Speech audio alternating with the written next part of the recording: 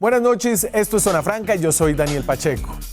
El 24 de julio de 1956, en el pueblo español de Benidorm, se sentaron a firmar el que luego fue conocido como el Pacto de Benidorm, por el pueblo donde se firmó dos antiguos archienemigos. Estoy hablando de Alberto Lleras Camargo y de Laureano Gómez. Ellos dos eran las cabezas más visibles de los partidos tradicionales de ese entonces, el Partido Liberal y el Partido Conservador. Y detrás de la confrontación de esos dos partidos, recuerden, hubo cientos de miles de muertos en Colombia en lo que hoy se conoce como la violencia, que ocurrió a finales de los años 40 y a principios de los 50. La legendaria consigna de Laureano Gómez de hacer prácticamente invivible el ambiente de la República se tradujo en ese entonces en ejércitos de conservadores que asesinaron a miles de liberales y viceversa. Esta violencia, su crueldad, su impacto sobre la democracia, recuerden que llevó a la dictadura del general Rojas Pinilla, ayudan hoy a poner en perspectiva lo que sentimos. Es una polarización sin paralelo. ¡Uribe mentiroso! ¡Uribe mentiroso! ¡Uribe mentiroso! ¿Uribe está vinculado con los paramilitares? Yo lo he denunciado. El país tiene antecedentes muy graves, como cuando un gobierno creó los Pepes. Se juntó con ellos para combatir a Pablo Escobar. Y de ahí surgió Don Berna, ese tenebroso criminal extraditado por nuestro gobierno. Hoy es aún motivo de un apasionante debate el veredicto histórico de lo que sucedió durante ese pacto, de esos 16 años de alternación del poder, de monopolización de la democracia entre los partidos liberales y el conservador. Hay una escuela histórica, que hay que decir es minoritaria, que pide reconsiderar el veredicto tremendista de quienes acusan al Frente Nacional de ser nada más un pacto de élites. Esta escuela resalta el desarrollo económico y social que se logró durante esa época en el país y destacan lo que hoy llamarían el silencio de los fusiles, el periodo de paz, que en ese entonces era más el silencio de los machetes. Por otro lado, la escuela mayoritaria, como creo es mayoritaria la visión histórica y política de la izquierda en Colombia, considera que el Frente Nacional fue un pacto de élites que sofocó la democracia y que sofocó los reclamos de los excluidos bajo la figura del estado de sitio. Esta escuela considera que el Frente Nacional explica, algunos dicen que justifica, el surgimiento de las guerrillas y del periodo largo de violencia política que aún vivimos hoy casi 70 años después. Estas reflexiones entonces son importantes, son claves hoy que parece surgir el que podríamos llamar el pacto de la ópera, el pacto entre el uribismo, el liberalismo y el conservatismo, sellado en el Hotel Ópera de Bogotá la semana pasada. Con la presencia de estos tres expresidentes y su pacto de apoyo al gobierno de Iván Duque, la pregunta es entonces, ¿nacerá una nueva versión del Frente Nacional? Aquí arranca Zona Franca.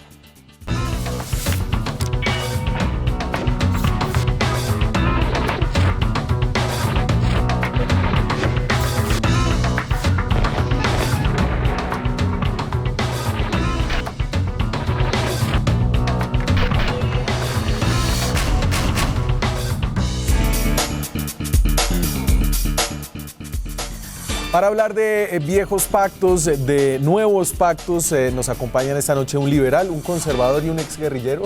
No ha llegado el senador Antonio Sanguino. Tengo aquí al senador Luis Fernando Velasco Caucano, del Partido Liberal. Senador, buenas noches. Gracias. Un saludo a todas las personas que nos acompañan, a mi excompañero de Senado, el doctor Pedrosa, que es un placer compartir con él este panel. Jorge Hernando Pedraza es ahora ciudadano, fue senador del Partido Conservador. ¿Cuánto tiempo, Jorge Hernando? 22 años en el Congreso. Gracias, Daniel. Gusto en saludarte y saludar a mi compañero, excompañero Luis Fernando Velasco. Mucha suerte en este nuevo trayecto que va a ser no muy fácil. Pero tienes toda la experiencia y las agallas para hacerlo. Sí, ahora soy ciudadano de bien. Pero no, pero entonces es ciudadano de bien, pero un ciudadano de bien con una cercanía especial al gobierno nacional. Usted fue asesor cercano de la vicepresidenta Marta Lucía Ramírez durante su época de campaña. ¿Le tocó el título de compromisario en algún momento, Jorge Hernando? Con la gente, en los debates, en la ciudadanía, en los barrios, por supuesto en relación con la clase dirigente del país, básicamente de mi partido. Ustedes saben que ella representa las bases conservadoras y en tal dimensión logró el respaldo mayoritario y pues es una fórmula vicepresidencial que representa directamente. Pero o sea, es impuesto, pero con el gobierno, entonces. No, yo ejerzo como ciudadano, que es la más espléndida condición que además aspiré a tener, pero que no sabía que era tan rica, tan deliciosa, sino desde antes habría prescindido. Y a ver, yo creo que esta nueva versión del Frente Nacional de Iván Duque se inauguró este lunes festivo en una votación muy atípica para el Congreso de la República, que trabajó en un lunes festivo, con la elección de Pipe Córdoba, así le dicen al nuevo Contralor General de la República, Carlos Felipe Córdoba, que agradeció así. Este fue el orden de los agradecimientos que dio luego de ser elegido con 203 votos del Congreso en pleno. A usted, presidente, muchas gracias, presidente Gaviria, al expresidente Pastrana, también le agradecemos al expresidente Uribe. Les agradezco a ustedes, al Honorable Congreso de la República, a cada uno de los equipos que hoy me ha ayudado. Expresidente Gaviria, expresidente Pastrana, expresidente Uribe y luego sí al Congreso de la República que lo eligió. Buenas noches, senador Sanguino, ¿qué más? ¿Cómo está? Muy buenas noches, muy contento de estar aquí con ustedes. Y estamos como hablando de estos nuevos pactos. Yo lo presenté a usted como un exguerrillero, ya que hablábamos del Frente Nacional y de la importancia que tuvo ese pacto de élites en esa época, un poco para abrir el camino de la lucha armada que afortunadamente se cerró en su caso hace muchos años. Ahora es senador del Partido Verde. ¿Qué más? ¿Cómo le va? Bien, señor. A ver, entonces, usted votó por, yo creo, el Partido Liberal sí, votó por Carlos Felipe Córdoba y le agradeció primero a los expresidentes y después a ustedes. Es una persona que conoce del protocolo, pero también conoce del ejercicio de la política y por eso él supo leer el momento político. Y yo quiero decir algunas cosas que pueden generar algún debate, pero que fueron ciertas. Primero, el gobierno no se metió en esta elección. Yo creo, Jorge Antonio, que es tal vez la primera vez en muchos años que yo efectivamente veo que un gobierno no interfiere una elección. Es bueno recordar que cuando se eligió, por ejemplo, a la doctora Sandra Morelli, que me parece que el país está en mora de revisar bien su gestión y reivindicar muchas de las cosas que hizo y revisar las acusaciones y por qué le hicieron las acusaciones, por qué las sacaron. Pero cuando se eligió a la doctora Morelli, quien tenía las mayorías hasta 2 o 3 días antes era quien yo soy magistrado de la Corte Constitucional, el doctor Rojas. Y el gobierno se metió de una manera impresionante y volteó las elecciones. Rondón pudo ser Contralor de la República. Estaba la noche anterior elegido. La noche anterior estaba elegido y el gobierno Santos maniobró de una manera impresionante y logró que Edgardo Maya construyera unas mayorías. Y así ha ocurrido. Entonces, comencemos diciendo que evidentemente el doctor Córdoba no recibió ni interferencias, ni vetos, ni votos del gobierno nacional, que fue una decisión del Congreso, obviamente de una coalición que terminó convirtiéndose en mayoritaria, un primer impulso muy fuerte del Partido Liberal, porque pues allá se hacen cálculos, ¿no? O sea, digamos, el sector de la oposición es un sector que se acerca a 50 votos, y que evidentemente no iban a estar con el candidato del Centro Democrático y entonces muy seguramente tampoco iban a estar con el candidato, digamos, de los antiguos partidos de la Unidad Nacional. Entonces realmente la elección era entre 200 votos. Pero entonces usted me está diciendo es que el cuento de que Gaviria, Pastrana y Uribe eligieron a Córdoba, eso es carreta, que fue Mire, en honor a la verdad, no lo hicieron. Esa fue una decisión de parlamentarios. Entre otras cosas, si quiere saberlo, un grupo de parlamentarios liberales de una manera hábil maniobraron y lograron que el partido tomara una muy rápida decisión. A ver, Antonio, ¿usted canta su voto? ¿O no? Lo cantaron. La Alianza Verde No, estuvo, pero la Alianza Verde estuvo entre Cárdenas y el contralor elegido Felipe Córdoba. Pero yo quiero decirle lo siguiente, mire, para nosotros el primer triunfo era evitar que José Félix Laforí fuera Contralor General de la República.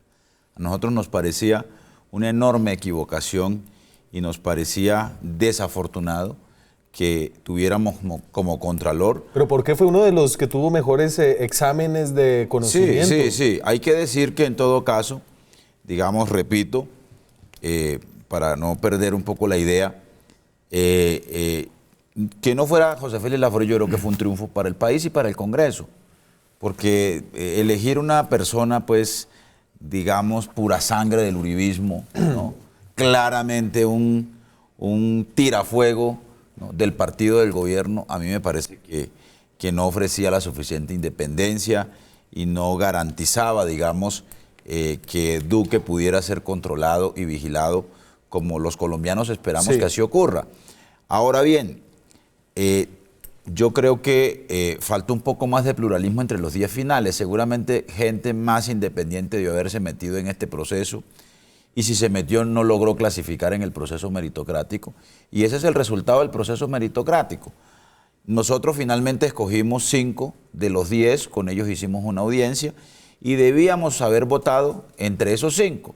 Y entre esos 5 finalmente decantamos por 2 el voto de la Alianza Verde. Ahora, quiero decirle lo siguiente, no me gusta, sé que el Partido Liberal cumplió un papel en construir esta coalición que eligió al Contralor. Eso presionó a que el Partido Conservador desistiera de Wilson Ruiz. Yo creo que Pastrana fue llevado a una decisión como producto de las realidades políticas. Creo que senadores como Roy Barrera en el partido de la U jugó un papel muy importante en fraguar, digamos, esta alianza y esta gran coalición. Pero a mí no me gusta que el señor Contralor primero le agradezca a los expresidentes, que como decía Alfonso López Miquelsen, los expresidentes son como los muebles viejos. Nadie sabe dónde ponerlos, pero estorban como un berraco, ¿no? Pero además le agradece al presidente de la República, ¿no?, porque ofreció garantías. Y resulta que quien lo eligió a él no fue el presidente, fue el Congreso. Y quien ofreció garantías fue el Congreso. Pero fueron entonces, las distintas bancadas. aquí déjeme preguntarle si esto es una derrota política de la bancada de gobierno del Centro Democrático, que tenía otro candidato, incluso del Partido Conservador, que había anunciado tal vez anticipadamente, prematuramente, su apoyo al candidato Ruiz. Y finalmente se retiró y terminó apoyando a Córdoba. ¿Qué pasó ahí? Daniel, déjeme primero hacer referencia a la intervención de los expresidentes. Yo creo que el acto de cortesía es bien dado y bien recibido en la medida en que los partidos se están jerarquizando y por suerte ahora en el Centro Democrático un expresidente dirige el partido, en el Partido Conservador hay un expresidente dirigiendo el partido y en el Partido Liberal un expresidente dirigiendo el partido. Quiere decir que hay ahí una tradición del poder, ¿no?, para utilizar un poco la teoría de Montesquieu, que es a lo que vamos a llegar al final en este debate, si hay independencia, autonomía de los poderes o no. Que le haya agradecido primero a su presidente no quiere decir que no magnifique que quien lo eligió fueron los congresistas y el Congreso, ¿no? El orden de los factores no altera el producto, creo que es un acto de decoro, de decencia y de respeto. Y segundo, de entender que los partidos hoy están comenzando a jerarquizarse porque necesitamos partidos fuertes, partidos con acato a unas jerarquías y no una montonera como muchas veces ocurrió en el pasado cuando estuvo en el Congreso y que esperamos ahora no ocurra. Más cuando el presidente Duque, y ahí entro a responder, lo que le ha dicho al país es no quiero interferir en la elección de quienes van a vigilar los recursos públicos y seguramente así lo hará para las demás elecciones que vengan del Congreso. Eso lo que significa es que está actuando con una impecabilidad a toda prueba de significar que él es el rector de los destinos como jefe de Estado del Poder Ejecutivo y jefe de la Administración y comandante jefe de las fuerzas, pero que no va a intervenir allí, como lo decía el doctor Luis Fernando Velasco. Yo que recuerdo hace 16 años los presidentes de turno mandan el mensaje y dicen quién es el que les gusta y el Congreso, en esa etapa transicional y transaccional que había, hacía cato. Hoy no, lo que quiere decir que eso es un acto, primero, de liberación por cuenta del Ejecutivo al Congreso, en respetar el poder público. Sí. Además, esto es un acto de soberanía del Congreso, que al interior, en las bancadas que se van a declarar de gobierno y las que se van a declarar independientes y las de oposición, hacen la composición, es decir, el acuerdo político suficiente para tener garantías, para tener mayorías y poder elegir a quien mejor consideren dentro de un nuevo sistema que permitió que haya meritocracia. Personalmente no soy quien para hacer defensa de oficio de ningún nombre ni tampoco para acusar a ninguno, pero creo que la universidad que fue contratada por el Congreso escogió de 60 nombres 10 y sobre esos procedió el Congreso a elegir. Independientemente, ahora si en la lectura se diga que Córdoba es más liberal méritos y la o menos liberal que tuvieron otros. una feliz y rara coincidencia, creo que en este caso. No, escogió 59 la UIS. Tengo los puntajes. Y después una aquí, comisión accidental escogió 10. Y a Carlos Felipe no le fue nada mal en ninguno de los dos elementos que evaluaron, ¿no? Entonces, esas son las 5 mejores pruebas de conocimiento. Wilson Ruiz sacó, a ver, un momentico, sí, 74 puntos, José Andrés Omeara, Alfonso Pío, 70, José Andrés Omeara, Alonso Pío Fernández, 68, Julio César Cárdenas Uribe, 65 y Carlos Felipe Córdoba, 60. Y ahí está Carlos Felipe Córdoba entre los 5 primeros en los 2 elementos. Digamos que fue una feliz coincidencia, tal vez rara, tal vez... pero sucedió. Entonces hubo, digamos que un encuentro entre la meritocracia y ¿no? ¿O usted qué dice? Sanguino, usted ahí me está mirando. Pero mire, yo le quiero decir lo siguiente para controvertir un poquito aquí al ex senador Pedraza. Mire, por las circunstancias que haya sido, el resultado final es que efectivamente, digamos, por fortuna, el presidente Duque no interfirió como estaba acostumbrado a ser el presidente de la República en esta elección. Yo creo que además no lo hizo, perdón, porque pues si tenía que interferir, ¿no?, debía hacerlo por el candidato de su partido, que para él resultaba muy incómodo, José Félix Laforí. que era José Félix Laforí. Y entonces él prefirió ponerse a un lado, ¿no?, para no tener que enfrentarse a su bancada. A su bancada y al expresidente Uribe, ¿no?, pero entonces que es el jefe del partido. usted sí siente que esto es una derrota del uribismo, lo que sucedió ayer en el Congreso. Del uribismo pura sangre, sí. ¿Qué Yo dice creo el senador que Velasco? en eso coincidimos con Luis Fernando Velasco. Cuando uno es mayoría en una corporación y es el partido que gana, pues lo que busca es el poder y estos espacios de poder. A mí me pareció, se lo quiero confesar, me pareció extraño cómo maniobró el uribismo, porque nunca intentó consolidar una mayoría. O sea, a Laforí lo dejaron... Bueno, no, a ver, ojo, porque no solo el candidato era Laforí, ellos también tenían a Velilla. Y tenían otro candidato. Claro, podría estar ahí Omeara también con unas simpatías, siendo conservador, sí, unas enormes simpatías sí, allí, claro. Tenía una muy buena hoja de vida. Sí, tenía tres candidatos. Entonces a mí sí me extrañó, y lo quiero contar, que no maniobraron. Cuando yo salía de ejercer mi derecho al voto, saludé al doctor Laforí, estaba con Sergio Araujo y con Oscar Iván Zuluaga, y me preguntaron, Luis Fernando, ¿qué está pasando? Y yo les respondí algo que quiero contarlo aquí. Les dije, cuando uno no hace política, pues se la hacen. Y evidentemente yo no vi al centro, no sé si fue estrategia, no sé si fue descuido, no sé si fue a propósito. Pudo ser a propósito, se lo quiero decir. Sí. O sea, la tesis que usted tiene, Antonio, no está tan lejana. O sea, para evitar un roce innecesario entre gobierno y bancada, pudieron dejar eso así. Ahora, frente a la hoja de vida, ese concurso meritocrático tiene unos bemoles. O fueron llevados a regañadientes al resultado final. Sí, mire, ese concurso meritocrático tiene sus bemoles, y le voy a explicar por qué. Porque quienes pueden tener hoja de vida son aquellas personas que han estado en los gobiernos en los últimos años. Claro, él fue auditor, vicecontralor. No, él es un gran profesional, o sea, y le ha ido bien. No estoy haciendo una crítica al doctor Córdoba, estoy haciendo una crítica a la calificación del concurso. Porque si usted plantea hojas de vida, se va a dar cuenta que los únicos que tienen experiencia son básicamente los que han tenido posibilidad de estar en los gobiernos. Claro, en relaciones con el gobierno. Entonces, allí tiene su... Nosotros le estuvimos rogando a Juan Ricardo Ortega para que se presentara, ¿no? que era de No se los quiso pocos, devolver de digamos, Washington. diferentes. Y él dijo Pero, que no a ver, podía. pero es que Carlos Felipe Córdoba, para tener 38 años, ha trabajado con todos los partidos, casi todos los partidos en Colombia. Les tengo una lista rápida. Las Juventudes Uribistas en el 2002, luego entró al gobierno de Uribe en el programa Colombia Joven, después trabajó por el alcalde liberal de Pereira, Juan Manuel Arango, después trabajó para el gobernador conservador Víctor Manuel Tamayo, después trabajó en la campaña de Juan Manuel Santos, después a instancia de Juan Manuel Santos y del gobierno Santos trabajó con la contralora Sandra Morelli, después estuvo muy cercano al fiscal Montealegre y además tiene la fortuna de ser el nuero de Omar Yepes. Trabajó con Vargas. Trabajó después, le recogió firmas A Vargas Lleras. Yerno, es decir, Omar Yepes es el suegro.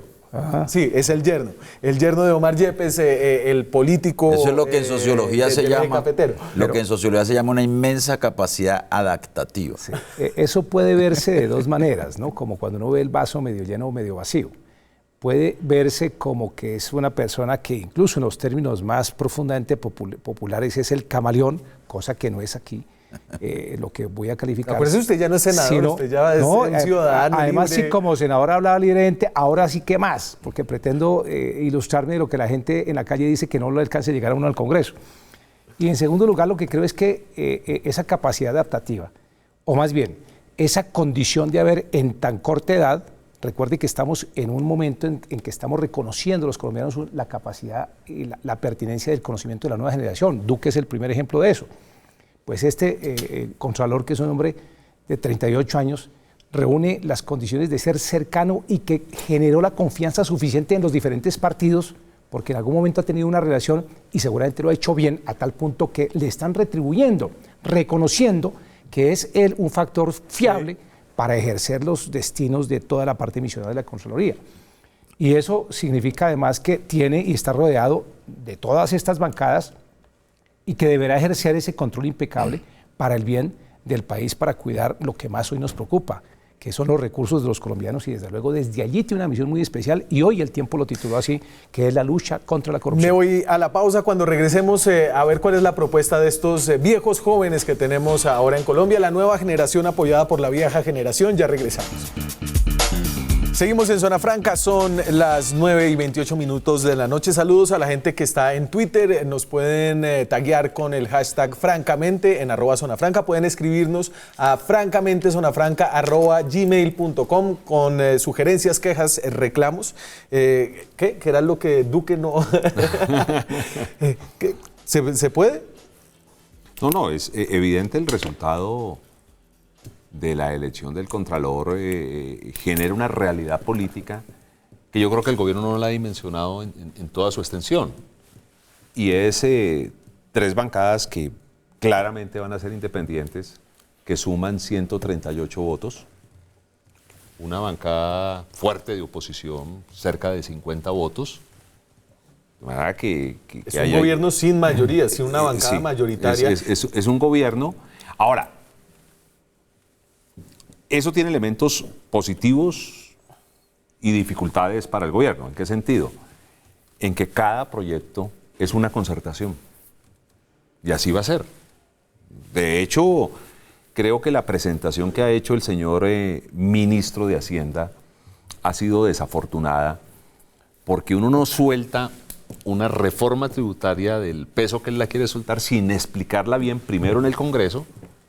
Y obviamente el Congreso lo que ha copiado son titulares. Sí, y los titulares, por ejemplo, para nosotros es terrible, liberal, una reforma totalmente regresiva que, entre otras cosas, ese anuncio llevó a que hoy 14 senadores liberales escribieran una carta, o sea, toda la bancada liberal pidiéndole al partido que nos declaráramos independientes. Es decir, ustedes le piden a su partido, me imagino que al expresidente al director, Gaviria, claro, y a la bancada de Cámara, que nos declaremos independientes. Entre otras cosas porque, mire, estamos haciendo un papelón, se lo digo honestamente. Nosotros no elegimos a Duque. Pero si Duque salió es Gaviria producto, con todos los representantes apoyando a Duque antes de la segunda vuelta. Hombre, por Dios. Sí, usted no estaba en esa foto. No, mire, nosotros no lo elegimos, no porque sea un mal tipo, una persona, es un tipo capaz, es un tipo que tiene muchas virtudes. Pero es que la base liberal estaba en otro lado. El Partido Liberal venía de sacar 390.000 votos a la presidencia. Entonces, ¿qué voto reivindica? Eso de quererse montar en la foto a como dé lugar, eso es feo y el ciudadano lo capta. Entonces, yo creo que el papel del partido tiene que ser un papel en donde acompañe las decisiones que consideremos que sean buenas, que proponga el gobierno, y mantengamos distancia en decisiones que afecten lo que nosotros creemos y a quienes nosotros interpretamos. Bueno, y entonces déjeme, yo avanzo y déjeme ponerle esto de Carlos Felipe Córdoba, el Contralor. Más allá de la discusión de Contralor, creo que pone un tono similar al que tiene el presidente Duque cuando habla de la nueva generación, luego de haber agradecido a los 3 expresidentes por su elección. Esto es lo que dice el nuevo Contralor General de la República. Entiendo esta responsabilidad como el reconocimiento que hacen ustedes a una nueva generación de servidores públicos que irrumpen hoy en todos los ámbitos de la vida nacional, una generación joven, comprometida, preparada y con ganas de hacer la diferencia, una generación que quiere marcar un tono ético, que quiere probar nuevas fórmulas para viejos problemas y que no teme cambiar las cosas. Nosotros no administramos inercias, nosotros cambiamos rumbos. Por eso quiero resaltar la actitud del Gobierno Nacional en cabeza del señor presidente Duque durante este proceso, quien como representante de una nueva generación mantuvo la independencia de los poderes públicos y dio garantías a todos los candidatos. Y entonces, ¿cómo es esto de unos jóvenes, de una nueva generación? 38 años tiene Carlos Felipe Córdoba, el presidente Duque tiene 42 años recién cumplidos, que sin embargo parten del apoyo de los sabios de la tribu, ahora representados por Álvaro Uribe, César Gaviria y Andrés Pastrana. ¿Cómo puede una nueva generación labrar un camino si no tiene la experiencia que genera la sabiduría de los que ya han estado al mando de los gobiernos o de las sociedades? Necesariamente tiene que haber un ejemplo. Aquí lo que desde luego hay es una generación con más energía, con una visión distinta de Estado, con unos prolegómenos diferentes, con un conocimiento de punta, con una frescura, con las ganas, como lo dijo el Contralor, de hacer algo distinto porque ahí quieren marcar la diferencia. Ahora lo que hay que hacer es confiar en que esa generación realmente le responda al país, y estoy en la convicción absoluta de que va a ser así, porque de lo contrario llegaríamos a desfallecer. Casi que si no podemos con esto, en 4 o 6 años estaríamos ante la evidencia de un Estado fallido, porque si los viejos no pudieron y los nuevos tampoco, pues quiere decir que aquí no hay nada que hacerle, hacia arriba vámonos. Yo creo que Felipe Córdoba va a ser una Contraloría pues queda otra opción, los otros. Es decir, hay otras opciones también. Y además quiero decirle otra cosa adicional. ¿Cuál es la censura con una nueva generación? Si están preparados y aquí se necesita dar oportunidades. Yo soy un ejemplo de eso, me retiré para que una nueva generación asumiera, y asumieron y fueron elegidos otras personas en los territorios donde yo usualmente tenía un liderazgo, porque creo que el liderazgo tiene que relevarse. No podemos quedarnos estáticos, entre otras cosas que eso es propio de la política, esto es dinámica, y esa decisión de ayer fue una decisión política. Déjeme decírselo de otra manera, el presidente Duque con su comportamiento a lo mejor generó que fuera elegido el Contralor, porque si él hubiese intervenido, pues habría sido entonces un Contralor del Centro Democrático o del Partido Conservador. Ahí va a haber y a ayudar a aquilatar que en la siguiente semana, cuando los partidos tengan que tomar la decisión, si son de oposición, de gobierno o independientes, casi que este antecedente está marcando una hoja de ruta de la acomodación de los partidos. Yo veo al Partido Centro Democrático, al Partido Conservador, declarándose partidos de gobierno por su esencia, porque además fueron los que en el motor de esa fue la coalición. Esa fue la coalición, y fue una coalición más que de cualquier acuerdo político, fue una coalición de base. Y de hecho.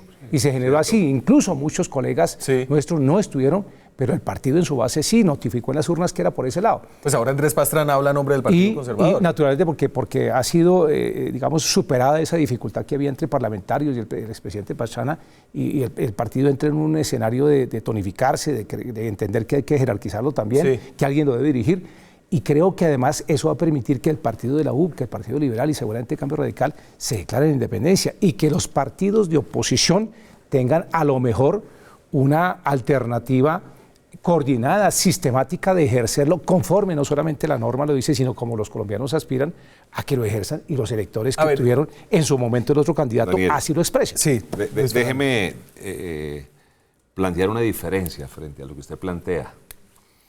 no son los viejos de la tribu, son los viejos de un sector de la tribu, porque este país ha cambiado mucho. Es que el último resultado electoral señaló que hubo 10 millones de colombianos que confiaron en el establecimiento, pero hubo 8 millones de colombianos que quieren que ese establecimiento cambie. Y esa foto de esos 3 señores no representan a esos 8 millones de colombianos. Es más, no representan a los 10 millones. De los 3 que salen en la foto, solo uno ha tenido el valor de hacerse contar en los últimos años. Es el señor expresidente Uribe. Y él tiene toda la legitimidad política para estar en el debate, para estar en la lucha. A mí me gustaría que los otros dos algún día se encuentren. Pero Pastrana decía que le puso 2 millones de votos a Marta Lucía Ramírez. Mire, Pues, Pero yo le quiero decir lo siguiente. Pero yo le quiero decir lo siguiente. El debate no es ese, pero naturalmente que un presidente, como el caso de Pastrana, pues desde luego habla en nombre de su partido. Sí. Esa foto de los 3 expresidentes en el Hotel Ópera es una foto triste y es una foto nefasta. No es la reconciliación del país, es la reconciliación de un sector del establecimiento político. Es un periódico de ayer. Ese es lo que significa esa fotografía. Yo por eso lamento que en el discurso del nuevo Contralor, que se reivindica como el relevo generacional, ¿no?, en la, digamos, construcción de una nueva dirigencia del país, ¿no?, arranque por reconocer esa foto, que es la foto del pasado, que no es la foto del presente, esto sigue siendo que no es la rebelde. foto del futuro, y que, como dice Luis Fernando, es la foto que no representa por lo menos casi a la mitad del electorado, sino más del electorado colombiano. Y espérese, me tengo que ir a la pausa. Regresamos con la reacción de la gente en las calles de Bogotá a esa foto, la foto de los 3 expresidentes. Reconciliación o pactos de élites. Ya regresamos. Seguimos en Zona Franca, son las 9:42 de la noche, estamos en directo. Saludos a quienes nos están viendo, saludos a Chocolo, el caricaturista del Espectador, que nos manda un mensaje y dice: hola Daniel, hace falta un caricaturista en tu programa, urgente. Un abrazo. ¿Quién hace el examen? ¿La UIS? A ver, hablábamos de la reacción de la gente frente a la imagen. Yo ponía la imagen de los sabios de la tribu. Okay. Desafortunadamente así Sanedrín, no los ven en la calle. Esto es Zona Franca en la calle.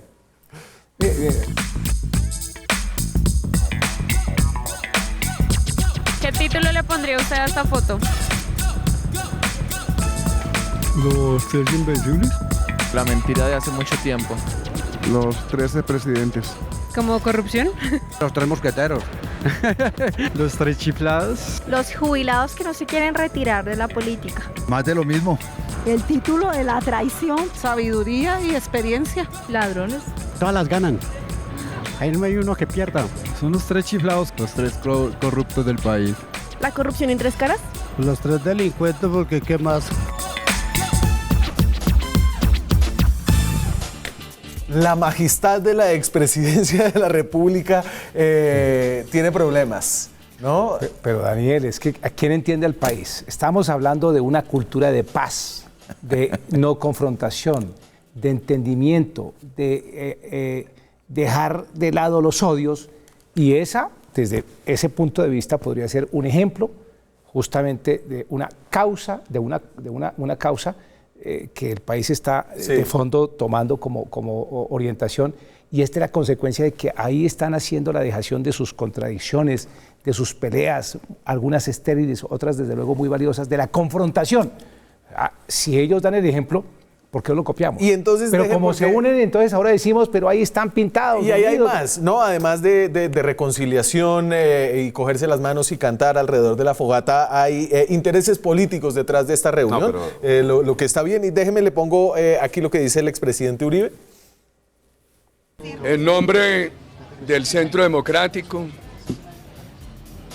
y también en lo personal, quiero dar los sinceros agradecimientos a los expresidentes César Gaviria y Andrés Pastrana. Hay un acuerdo para mirar toda la agenda legislativa con prioridades en el tema de lucha contra la corrupción, en el tema también de reforma política se habló, y en el tema económico.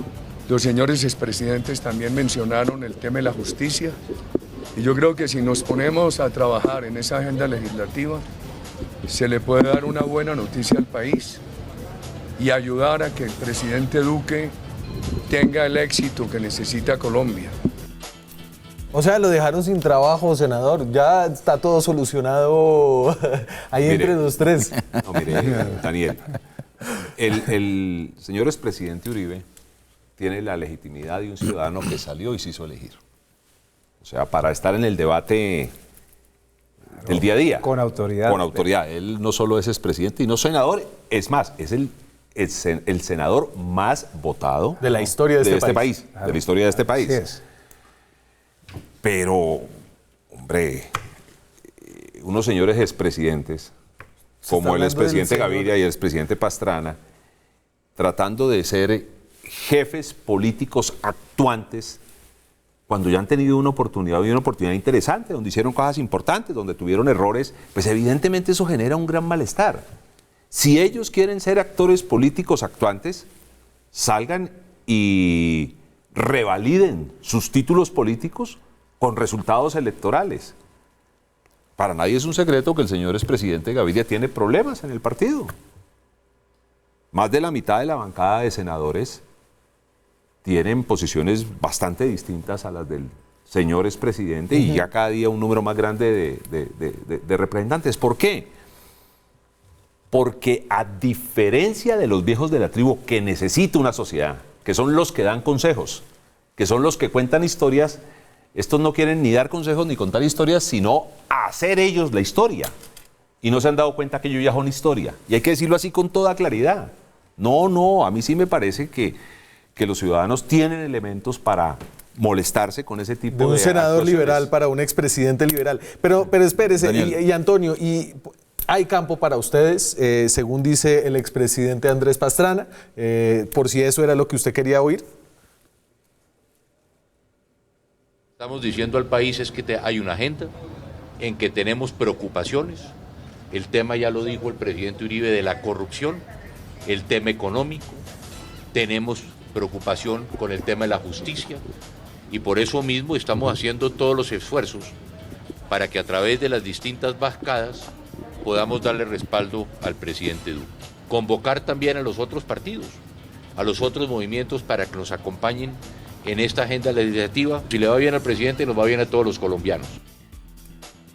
No, es que así tenga corbata verde el expresidente Pastrana, yo no me siento convocado por esa foto. Pero le voy a decir lo siguiente, mire. Quizás el partido que tiene un mejor expresidente hoy en Colombia es el Partido Conservador, que no es Pastrana, sino el expresidente Belisario Betancur.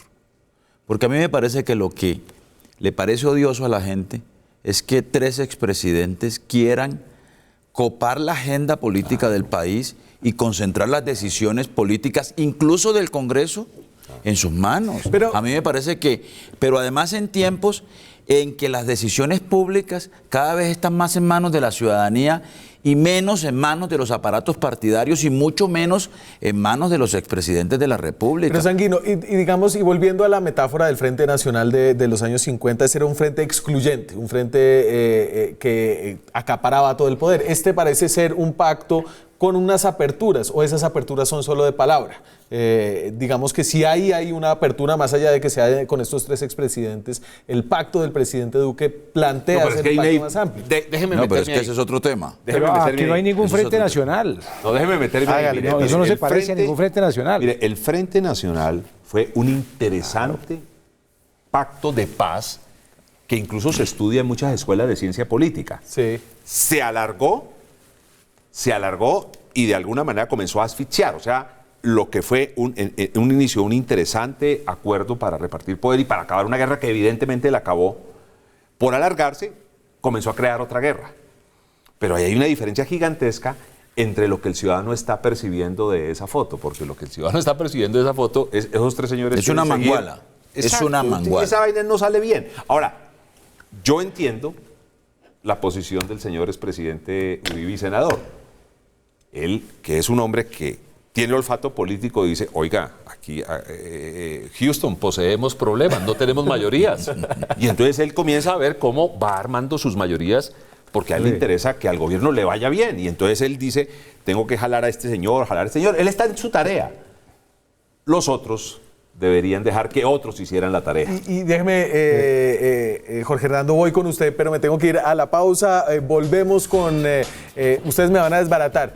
Este no es, o sí es el nuevo Frente Nacional. Ya regresamos. Esto no es un frente. Seguimos en Zona Franca. Tenemos 5 minutos, decían ustedes, decía usted, Jorge Hernando, que eso no es el pacto, no es el Frente Nacional. Mire, esa el Frente reunión. Nacional, nada comparable, porque aquí lo que hubo fue una circunstancia de decisión cumpliendo el mandato de la Constitución para elegir un contralor. El Frente Nacional tuvo una incidencia mucho mayor, pero total, trascendencia, fue el equilibrio para pacificar a un país que estaba confrontado. Aquí no hay o sea, no escogencia. perdemos tiempo en nombrar el pacto de la Aquí no se ópera. escogió un candidato de un partido y el siguiente a contralor y el otro no. Nada que ver, además ahí no hay contenidos.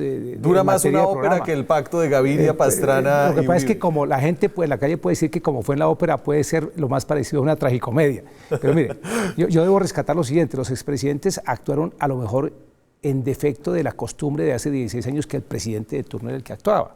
Seguramente porque entendieron que debían orientar a sus partidos. En el caso nuestro, porque el presidente Pastrana pocas horas antes había tenido una reunión con la bancada y la bancada prácticamente le entregó poderes únicos como jefe único del partido. Ya prácticamente lo está haciendo, está en ejercicio de esa misión, porque nosotros tenemos que hacer una reconversión al interior, una reingeniería del partido.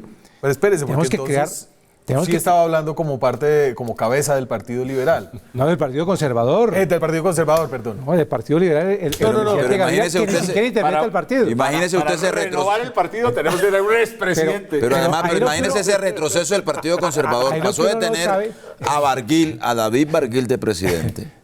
Pero que de todas maneras es una figura de relevo. Lo que uno no sabe, doctor Sanguino, es si ellos fueron mejores presidentes que expresidentes, o si fueron mejores, o si fueron más malos presidentes que expresidentes. Colombia, la figura expresidencial sigue teniendo mucha vigencia. Siempre está ahí, algunos por acción directa, otros porque sus partidos los llaman. Pero entonces no es tan tragicomedia. La misión es que fueran las personas que por su trayectoria debían estar consultadas para ciertas circunstancias especiales y trascendentales de la vida de la República. Mire usted que en momentos de agobio en el pasado, el presidente de la República tomaba el teléfono y hacía unas consultas con los expresidentes en ciertos casos de alteración del orden público, de dificultades de orden económico. Pero Velasco, y entonces, si Pastrana sí estaba ahí como cabeza del Partido Conservador. Aquí el pecado es que los expresidentes se pusieron enfrente de dar una orientación para elegir un contralor. ¿Y estaba como qué? No, Gaviria es director del partido elegido por un... Pero ustedes están diciendo vamos independientes. Creo que nos equivocamos. Claro. Sí, claro, no, claro que me equivoco. Pero si ustedes piden independencia, el señor que está haciendo como parte de este pacto, este triunvirato. Mire, Uribe muy hábilmente, porque es un político hábil y es un político que actúa 24 horas al día, ha entendido que el gobierno no tiene mayorías en el Congreso y él tiene que ayudarle a crear mayorías. Y él ha pensado que acercando a Pastrana y a Gaviria comienza a crear esas mayorías. De pronto Pastrana sí. Allá, como bien lo plantea Jorge, pues el partido le ha dicho, bueno, funja usted como líder único, Los liberales somos bastante distintos. El talante liberal es rebelde. Sí. De hecho, recientemente varios dirigentes liberales han dicho, hombre, presidente Gaviria, paso al costado, deje generar nuevos liderazgos, La gran rebelión de una cantidad de muchachos liberales ha sido interesante. Que entregaron el carnet, Daniel Quintero. Y entonces, Luis Ernesto Gómez. ¿Cuál es el problema? El problema es que los expresidentes no han entendido el papel que deberían jugar. Y el papel, hasta que no se hagan revalidar sus títulos políticos con una elección, es el papel de consejeros. Eso que planteaba el doctor Hernán. O sea, la persona que en un momento de crisis llama y mire, nos salió este fallo de la Haya, ¿qué hacemos? Venga, citemos la Comisión de Relaciones Exteriores, pensemos, actuemos como todos como país. Pero cuando se meten como jefes políticos, evidentemente terminan enredados en mil cosas que hacen que se vuelvan unos actores más y por eso reciben loas de algunos enemigos, pero también reciben golpes de personas que consideran que no deberían estar en eso.